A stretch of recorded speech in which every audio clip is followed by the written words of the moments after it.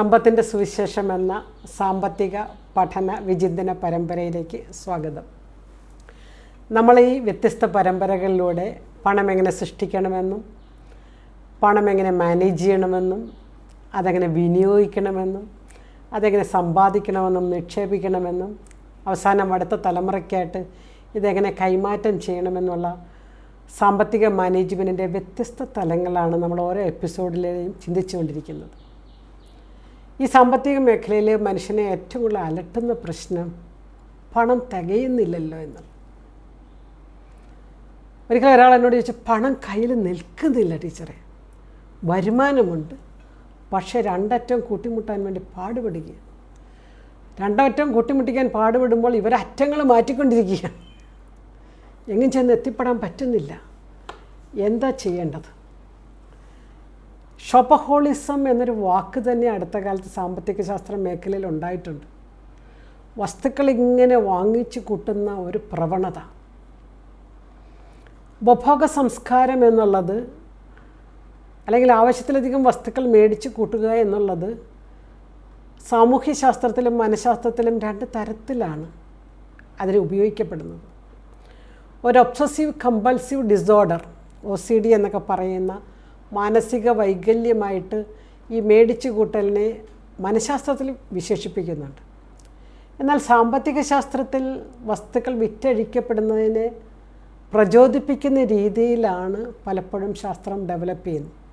കാരണം നിങ്ങളിപ്പോൾ ഉപയോഗിക്കുന്ന വസ്തുക്കളൊന്നും ശരിയല്ലെന്നും പുതിയത് വേണം കണ്ടെത്തണമെന്നും പുതിയത് മേടിക്കണമെന്നൊക്കെ ഇങ്ങനെ പറഞ്ഞുകൊണ്ടിരിക്കുന്ന ബിസിനസ്സിൻ്റെ വിപണി തഴച്ചു വളരുകയാണ്. ഒന്നെടുത്താൽ ഒന്ന് ഫ്രീ, രണ്ടെണ്ണം എടുത്താൽ അതിലും കൂടുതൽ കിഴിവുകൾ തരുന്നു. ഇങ്ങനെ പരസ്യം 0% ഫിനാൻസ് എന്ന് വരെ പരസ്യം എന്ന് പറഞ്ഞ അർത്ഥം പലിശരഹിത വായ്പ തരുന്നതാണ്. പലിശരഹിത വായ്പ എന്ന് കേൾക്കുമ്പോൾ തന്നെ ആൾക്കാർ ഓടിച്ചെല്ലും. ഫ്രിഡ്ജ് മേടിക്കാനോ TV മേടിക്കാനോ വാഷിംഗ് മെഷീൻ മേടിക്കാനോ കമ്പ്യൂട്ടർ മേടിക്കാനോ ഒക്കെ ആയിട്ട് ഓടിപ്പോകും. കാരണം പലിശയില്ലല്ലോ എന്നാണ്. പക്ഷേ ശരിക്കും ഇതിനെയൊക്കെ അന്തസത്ത കാര്യമായിട്ട് നിങ്ങൾ പരിശോധിച്ച് വരുമ്പോഴത്തേക്കും ഡയറക്റ്റായിട്ട് പണം കൊടുത്ത് മേടിക്കുന്നതും ഇൻസ്റ്റാൾമെൻറ്റായിട്ട് മേടിക്കുന്നതും തമ്മിൽ ഒത്തിരി വ്യത്യാസമുണ്ട്. ഞാൻ എഴുതിയൊരു ലേഖനം, വളരെയേറെ ശ്രദ്ധിക്കപ്പെട്ട ഒരു ലേഖനമുണ്ട്. അതിൻ്റെ ടൈറ്റിൽ ഇപ്രകാരമായിരുന്നു: ഇൻസ്റ്റാൾമെൻറ്റായി കിട്ടിയാൽ ആനയും മേടിക്കും. മലയാളിയുടെ ഈ ഒബ്സസീവ് ഡിസോർഡർ തന്നെയാണ് അതിനകത്ത് പറയുന്നത്. എന്തൊരു സാധനം ഇൻസ്റ്റാൾമെൻറ്റായിട്ട് കിട്ടിയാലും അത് മേടിക്കും. പലപ്പോഴും സ്ത്രീകൾ ഞാൻ കണ്ടിട്ടുണ്ട്. സ്ത്രീകൾ അവർക്ക് ആവശ്യമില്ലാത്ത സാധനങ്ങൾ പോലും ഇൻസ്റ്റാൾമെൻറ്റായിട്ട് കിട്ടുകയാണെങ്കിൽ വീണ്ടും വീണ്ടും മേടിക്കും.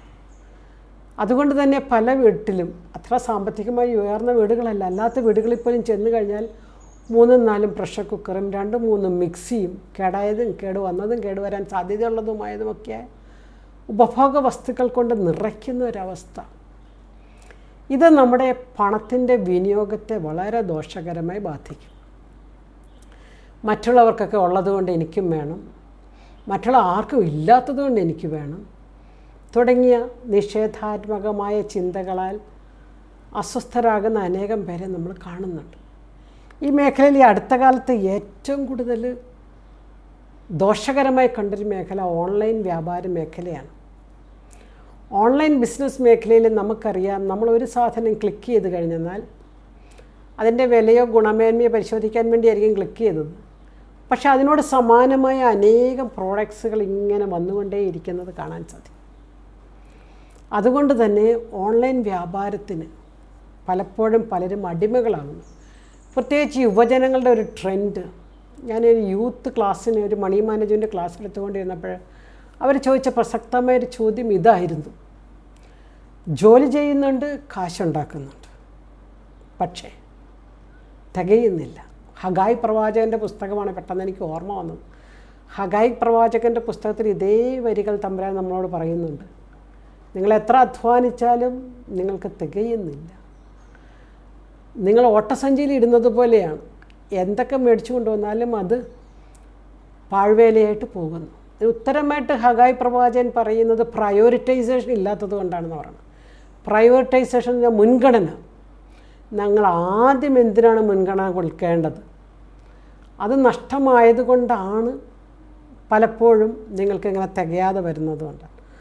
അതുകൊണ്ട് തന്നെ പഴയ കാലത്തെ ട്രെൻഡുകളും പുതിയ ട്രെൻഡുകളും മാറി മറിയാണ്.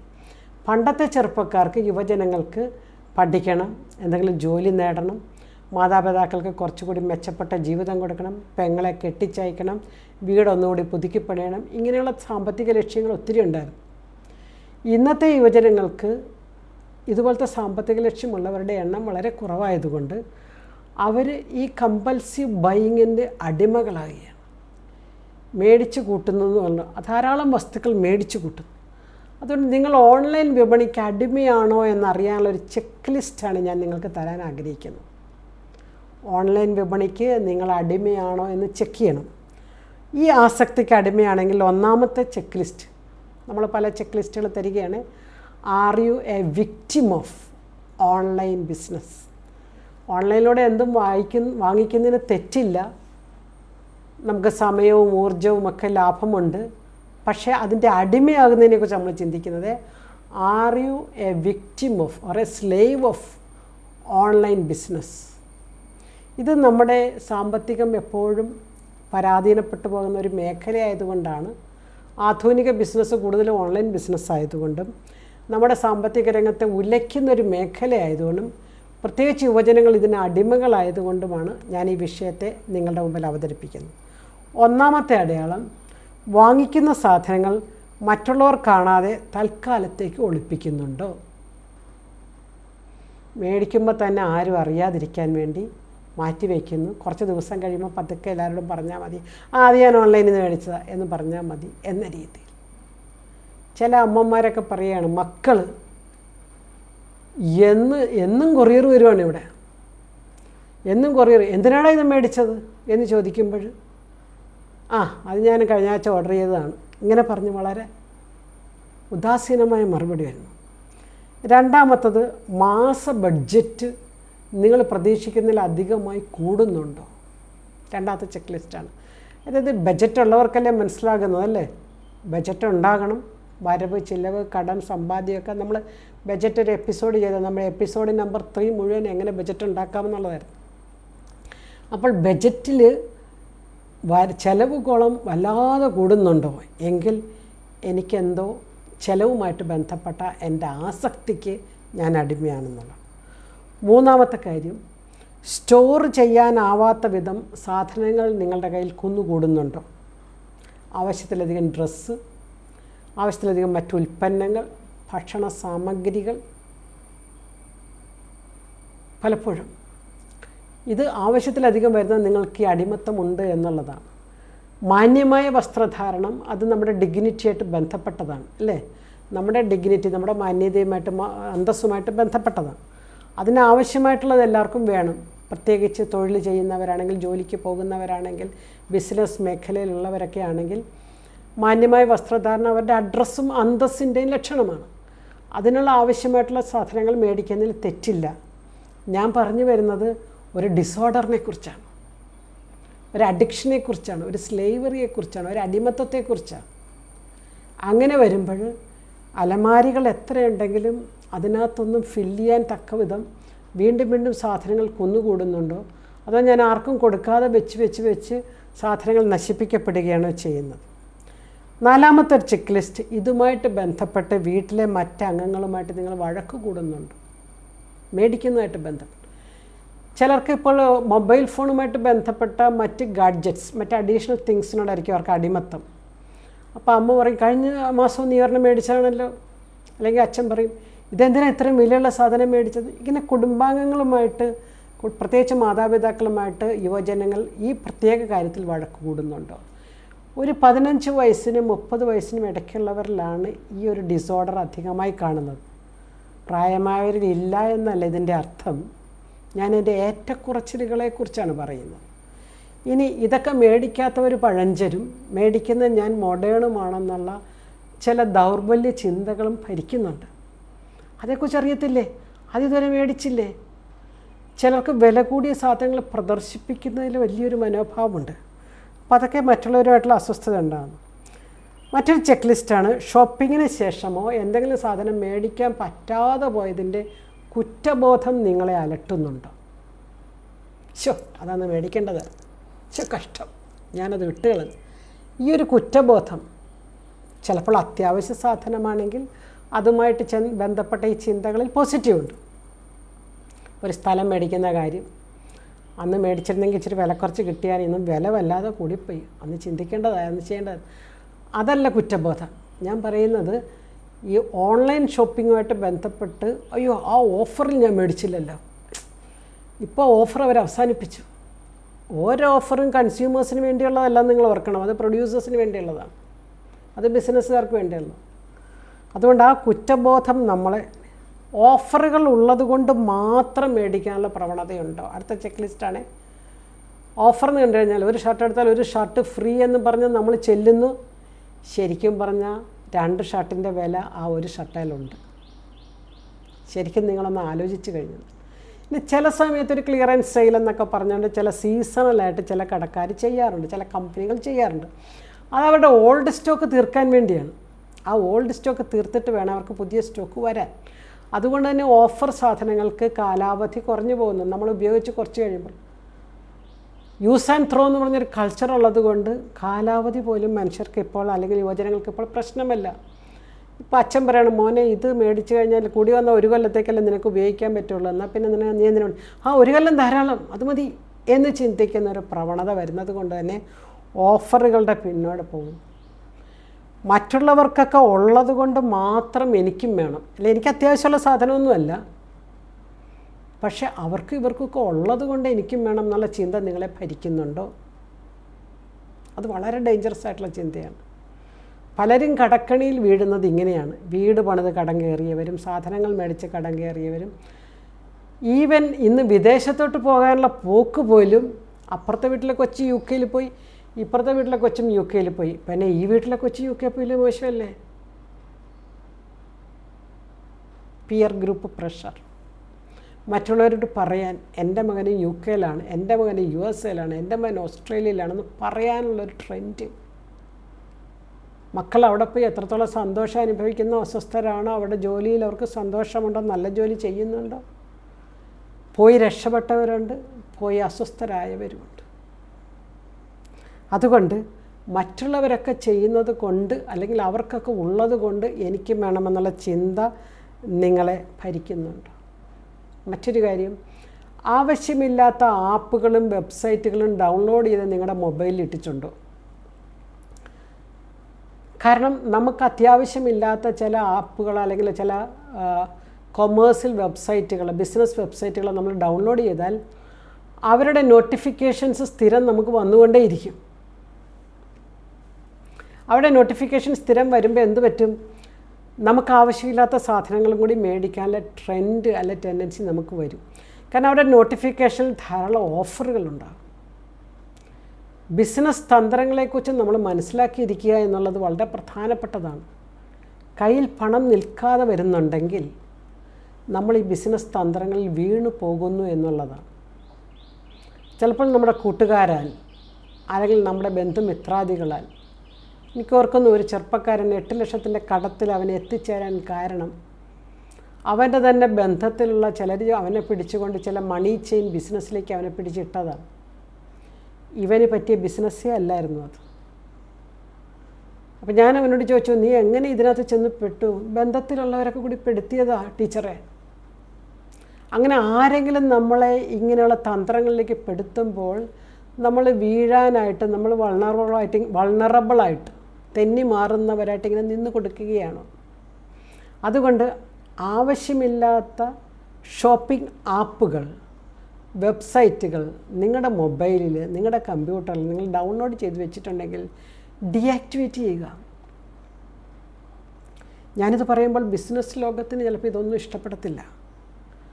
ഞാനിത് സംസാരിക്കുന്ന കൺസ്യൂമേഴ്സിന് വേണ്ടിയാണ്, ഉപഭോക്താക്കൾക്ക് വേണ്ടിയാണ്. കാരണം അവരുടെ കയ്യിലെ സാമ്പത്തിക ചിലവുകൾ അവരുടെ കയ്യിൽ നിൽക്കാതെ അവർ വിഷമത്തിലേക്ക് പോകുന്നതും അവർ ആത്മഹത്യയിലേക്ക് പോകുന്നതും കാണുന്നത് കൊണ്ടാണ്. അതുകൊണ്ട് ആവശ്യമില്ലാത്ത വിപണി സൈറ്റുകളെല്ലാം ഒഴിവാക്കുക. അടുത്ത 1 മാസത്തേക്ക് നിങ്ങൾക്ക് വാങ്ങിക്കണമെന്ന് ആവശ്യമുള്ള സാധനങ്ങളുടെ ലിസ്റ്റ് തയ്യാറാക്കി വയ്ക്കുക. നിങ്ങൾക്ക് അത്യാവശ്യമായിട്ട് അടുത്ത മാസം നിങ്ങൾക്ക് വാങ്ങിക്കേണ്ട സാധനങ്ങളുടെ ലിസ്റ്റിൽ അനാവശ്യ സാധനങ്ങളൊന്നും കടന്നു വരത്തില്ല. ആ ലിസ്റ്റിൽ നിന്ന് മാത്രം ഒന്ന് ഷോപ്പ് ചെയ്യാൻ പഠിക്കുക. എനിക്ക് അടുത്ത മാസത്തെ അത്യാവശ്യമുള്ള സാധനങ്ങൾ ഇന്നതൊക്കെയാണ്. അതുമാത്രം മേടിക്കാൻ ശ്രമിക്കുമ്പോൾ ചിലവ് കൂടത്തില്ല. ആവശ്യമുള്ളപ്പോൾ മാത്രമേ അപ്പം നമ്മൾ വാങ്ങിക്കുകയുള്ളൂ. അപ്പം അങ്ങനെ ഒരു ലിസ്റ്റ് ഉണ്ടാക്കി വെച്ച് കഴിഞ്ഞാൽ നമുക്കിങ്ങനെ പറയാൻ പറ്റും, അത് നല്ലതായിരിക്കാം, അത് ലാഭകരമായിരിക്കാം, പക്ഷേ എനിക്കിപ്പോൾ ആവശ്യമില്ല. എല്ലാം നല്ലതായിരിക്കാം, പക്ഷേ എല്ലാവർക്കും എല്ലാം നല്ലതാകണമെന്നില്ല. അപ്പോൾ എനിക്ക് ആവശ്യമുള്ള സാധനങ്ങളുടെ ലിസ്റ്റ് ഞാൻ എഴുതി സൂക്ഷിക്കുക എന്നുള്ള പ്രധാനപ്പെട്ടതാണ്. അതുകൊണ്ട് തന്നെ ഒരു പരസ്യം വരുമ്പോൾ എൻ്റെ ലിസ്റ്റിലുള്ള സാധനമല്ലത്, അതുകൊണ്ട് എനിക്കത് മേടിക്കാതിരിക്കാൻ പറ്റും. ഓഫറുകൾ വന്നാൽ അതിൻ്റെ നിജസ്ഥിതി മനസ്സിലാക്കണം. നിജസ്ഥിതി എന്ന് പറഞ്ഞാൽ എന്താണ്? ഇപ്പോൾ ഇലക്ട്രോണിക് സാധനമാണ് ഞാൻ മേടിക്കണതെങ്കിൽ ഓഫറിൽ അത് കിട്ടുമെങ്കിൽ അതിൻ്റെ പ്രവർത്തനക്ഷമത സുതാര്യമാണോ എന്ന് പരിശോധിക്കുക. അതിൻ്റെ പ്രവർത്തനക്ഷമത, ദാറ്റ് മീൻസ് അതിൻ്റെ വർക്ക് നേച്ചർ. കുറച്ച് നാൾ കഴിയുമ്പോൾ കേടാകുന്നതാണെങ്കിൽ ഞാൻ മേടിച്ചിട്ട് എന്താ പ്രയോജനം? എൻ്റെ അത്രയും പണം പോയി. നല്ല സാധനത്തിന് വേണ്ടി പണം മുടക്കാം, മോശ സാധനത്തിന് വേണ്ടി വില കുറഞ്ഞ് കിട്ടുമെന്ന് പറഞ്ഞ് പണം മുടക്കണ്ട. ഏറ്റവും പ്രധാനപ്പെട്ടൊരു കാര്യം ക്രെഡിറ്റ് കാർഡാണ്. കഴിഞ്ഞ ദിവസം ഒരു ദമ്പതികൾ എന്നെ കാണാൻ വന്നു. ഫിനാൻഷ്യൽ കൗൺസിലിങ്ങിന് വന്നതാണ്. 2 പേർക്കും ഇപ്പോൾ ജോലിയില്ല, ഒരു കുട്ടിയുണ്ട്, ജീവിക്കാൻ മാർഗമില്ല. 2 പേർക്കും ജോലി ഉണ്ടായിരുന്നു, കൊറോണ കാലമൊക്കെ വന്നപ്പോൾ ജോലി നഷ്ടപ്പെട്ടവരാണ്. അപ്പോൾ ഞാൻ ചോദിച്ചു, ഇപ്പം എങ്ങനെ ജീവിക്കുന്നത്? ക്രെഡിറ്റ് കാർഡ് ഉപയോഗിച്ച് ജീവിക്കുന്നു. ഞാൻ പറഞ്ഞു, ക്രെഡിറ്റ് കാർഡ് ഉപയോഗിച്ച് നിങ്ങൾക്ക് എത്ര നാൾ ജീവിക്കാൻ പറ്റും? ക്രെഡിറ്റ് കാർഡ് നിങ്ങളെ കൊണ്ട് പോകത്തില്ലേ? എത്ര കാലം ക്രെഡിറ്റ് കാർഡ് കൊണ്ട് ജീവിക്കാൻ പറ്റും? അറിയാൻ പാടില്ല. നമ്മുടെ ഈ ഒരു വീഡിയോ, സമ്പത്തിൻ്റെ സുവിശേഷം എന്നുള്ള വീഡിയോ കണ്ടിട്ട് എന്നെ കാണാൻ വന്നവരാണ്. അത് കേട്ടിട്ട് എന്നെ വിളിച്ചു, ഞങ്ങൾക്കൊന്ന് കാണണമെന്നുണ്ട്. വരാൻ പറഞ്ഞു, വന്നപ്പോൾ അവർ പങ്കുവച്ചത് ഇതാണ്, ക്രെഡിറ്റ് കാർഡ് കൊണ്ട് ജീവിക്കുന്നു. തൽക്കാലം അവർക്ക് ചെറിയൊരു ജോലി ഒപ്പിച്ചു കൊടുക്കാൻ സാധിച്ചു, ചെറിയൊരു ജോലി. ഇനി അവരുടെ പരിശ്രമം പോലെയാണ് അവർ വളരുന്നത്, ഉയരുന്നത്. ഒരു സ്റ്റാർട്ടിങ്ങേ കൊടുക്കാൻ പറ്റും. ഈ എപ്പിസോഡുകളുടെ ഒരു വ്യാപ്തിയും ഞാനതുകൊണ്ട് മനസ്സിലാക്കിയാണ്. ആർക്കൊക്കെയോ പ്രയോജനങ്ങളുണ്ടല്ലോ എന്നുള്ളത് വീണ്ടും എപ്പിസോഡ് ചെയ്യാൻ എനിക്ക് സഹായകരമാണ്. അപ്പോൾ ക്രെഡിറ്റ് കാർഡിൻ്റെ ഉപയോഗം ഞാൻ പറഞ്ഞു. ഈ ക്രെഡിറ്റ് കാർഡിൻ്റെ കാര്യം എന്ന് പറഞ്ഞാൽ അത്യാവശ്യം ഒരു സാധനം മേടിക്കുമ്പോൾ നമ്മുടെ കയ്യിൽ ആവശ്യത്തിന് പൈസ ഇല്ലെങ്കിൽ ഒരു 3 മാസത്തെ ഗ്യാപ്പിൽ നമ്മളെ സഹായിക്കുന്ന ഒന്നാണ് ക്രെഡിറ്റ് കാർഡ്. അതിന് അമിത പലിശയുണ്ടെന്നുള്ളത് വേറൊരു കാര്യം. ഒരത്യാവശ്യ സാധനത്തിന് നമ്മുടെ കയ്യിൽ പൈസ ഇല്ലെങ്കിൽ നമുക്ക് ഉപയോഗിക്കാവുന്ന ഒന്നാണ്. അല്ലാതെ നമ്മുടെ ആഡംബര ജീവിതത്തിനോ നമ്മുടെ ജീവിതത്തിലെ സാധാരണ ആവശ്യങ്ങൾക്ക് വേണ്ടി ഉപയോഗിക്കേണ്ട ഒന്നല്ല ക്രെഡിറ്റ് കാർഡ്. എല്ലാ ബാങ്കുകളിലും നമുക്ക് ക്രെഡിറ്റ് കാർഡ് തരുന്നത് നമ്മുടെ ജീവിതത്തെ അത്യാവശ്യ സന്ദർഭങ്ങളിൽ ഉപയോഗിക്കാനുള്ളൊരു മാർഗമായിട്ടാണ്. അല്ലാണ്ട് അത് ഉപയോഗിച്ച് നമ്മുടെ ജീവിതത്തെ വല്ലാതെ വലിഞ്ഞു മുറുക്കിയാൽ ഞാൻ ഈ വ്യക്തിയോട് ക്രെഡിറ്റ് കാർഡ് നിങ്ങളെയും കൊണ്ട് പോകുന്നു. അതുകൊണ്ട് നമ്മൾ മനസ്സിലാക്കേണ്ടത് ഇതെല്ലാം ശരിയാകണം. ഞാനിപ്പോൾ പല പോയിൻറ്റുകൾ പറഞ്ഞു. ഓൺലൈൻ വിപണിക്ക് അടിമയാകാതിരിക്കാൻ വേണ്ടിയുള്ള പല പോയിൻറ്റുകൾ ഞാനിപ്പോൾ പറഞ്ഞു. ഇതെല്ലാം ഭംഗിയായിട്ട് നടപ്പിലാകണമെങ്കിൽ സാമ്പത്തികം എന്നുള്ളത് ഒരു ജീവിത ലക്ഷ്യമാകണം. അതായത് എൻ്റെ സാമ്പത്തികത്തിൻ്റെ മാനേജ്മെൻറ്റ്, എൻ്റെ സമ്പാദ്യം, എൻ്റെ നിക്ഷേപം, എൻ്റെ വരവ്, എൻ്റെ ചിലവ്, ഇതൊരു സാമ്പത്തിക ലക്ഷ്യമാണ്, ഒരു ഫിനാൻഷ്യൽ ഗോൾ എന്ന് പറയും. അപ്പോൾ എന്നെ കേൾക്കുന്ന പ്രിയപ്പെട്ടവരെ, നിങ്ങളുടെ നോട്ട്ബുക്ക് എടുത്തിട്ട് what are your financial goals for this month, what are your financial goals for this year, what are your financial goals for 5 years. അതായത് ഒരു short term, medium term, long term financial ഗോൾസാണ് ഞാൻ എഴുതാൻ പഠിപ്പിച്ചുകൊണ്ടിരിക്കുന്നത്. A short term ഈ മാസത്തേക്ക്, A medium term 1 വർഷത്തേക്ക്, 5 years a long term financial goals. കുടുംബാംഗങ്ങളെല്ലാവരും ഇരുന്നു കൊണ്ട് നിങ്ങളുടെ കുടുംബത്തിൻ്റെ ഫിനാൻഷ്യൽ ഗോൾസ് നിങ്ങൾക്ക് എഴുതാൻ പറ്റിയാൽ സൂപ്പറായിരിക്കും. മക്കൾക്കും കൊടുക്കുകയാണ് ഒരു ഫിനാൻഷ്യൽ ഗോൾസ്, അച്ഛനും അമ്മയ്ക്കും കൊടുക്കുകയാണ് നമ്മുടെ ഫിനാൻഷ്യൽ ഗോൾസ് ഇതൊക്കെയാണ്. ഈ വർഷം നമ്മുടെ ഫിനാൻഷ്യൽ ഗോൾ കൊച്ചിൻ്റെ പഠനമാണ്, അതിൻ്റെ ഫീസാണ്. അടുത്ത വർഷം നമ്മുടെ ഫിനാൻഷ്യൽ ഗോൾ ഭവന നിർമ്മാണത്തിലേക്ക് കിടക്കുകയാണ്. പിന്നത്തെ വർഷം നമ്മുടെ ഫിനാൻഷ്യൽ ഗോൾ നമ്മുടെ ബിസിനസ്സുമായിട്ട് ബന്ധപ്പെട്ടാണ്. ഇങ്ങനെയൊക്കെ ഫിനാൻഷ്യൽ ഗോൾസൊക്കെ നിങ്ങൾക്ക് നിജപ്പെടുത്താൻ സാധിച്ചാൽ നിങ്ങളുടെ ജീവിതം വളരെ സുന്ദരമായിട്ട് മുന്നോട്ട് പോകുമെന്നുള്ളതാണ്. പലരുടെയും പ്രശ്നം എന്താണെന്നറിയാമോ? ഈ ഗോൾ സെറ്റിംഗ് അറിഞ്ഞുകൂടാ. ഈ ഗോൾ സെറ്റിംഗ് എന്ന് പറഞ്ഞാൽ ഷോർട്ട് ടേം ഗോൾസ് ഉണ്ട്, ലോങ് ടേം ഗോൾസ് ഉണ്ട്. ദീർഘകാല ലക്ഷ്യങ്ങളുണ്ട്, ഹ്രസ്വകാല ലക്ഷ്യങ്ങളുണ്ട്. അപ്പോൾ നമ്മൾ എന്ത് ചെയ്യണം? ലക്ഷ്യങ്ങൾ നിജപ്പെടുത്താൻ പഠിക്കുക. അവിടെ വ്യക്തിപരമായ ലക്ഷ്യങ്ങളുണ്ട്, കുടുംബപരമായ ലക്ഷ്യങ്ങളുണ്ട്, സമൂഹപരമായ ലക്ഷ്യങ്ങളും ഉണ്ട് കേട്ടോ. നമ്മുടെ നാടിൻ്റെ സുസ്ഥിതി അടുത്ത 2 വർഷത്തിനുള്ളിൽ ഇങ്ങനെ ആകണം. അത് ഒരു സോഷ്യൽ കമ്മിറ്റ്മെൻ്റ് ഉള്ളവർക്കാണത് അത് പ്രധാനപ്പെട്ടതായിട്ട് വരുന്നത്. ഇങ്ങനെ സാമ്പത്തിക ലക്ഷ്യങ്ങൾ എഴുതാൻ സാധിക്കുന്ന ഒരു വ്യക്തിക്കും കുടുംബത്തിനും അവരുടേതായ ഒരു അതിർത്തി രേഖ വരയ്ക്കാൻ സാധിക്കുന്നു. A financial boundary line. നമ്മൾ തന്നെ നമുക്ക് ചുറ്റും ഒരു അതിർത്തി രേഖ വരയ്ക്കേണ്ടത്. A financial boundary line. ഇത്ര വരെ ചിലവാക്കാം, ഇത്ര പാടില്ല. ചിലരൊക്കെ വളരെ മനോഹരമായിട്ട് ഇത് ചെയ്യുന്ന കാണാം. ചില കൗൺസിലിങ്ങിനൊക്കെ ഇരിക്കും, ചില ഫിനാൻഷ്യൽ കൗൺസിലിങ്ങിനൊക്കെ ഇരിക്കുമ്പോൾ ചിലരിങ്ങനെ അവരുടെ ഹ്രസ്വകാല ലക്ഷ്യങ്ങൾ, ദീർഘകാല ലക്ഷ്യങ്ങൾ അവർ സൃഷ്ടിച്ച് വെച്ചിരിക്കുന്ന ബൗണ്ടറി ലൈൻ.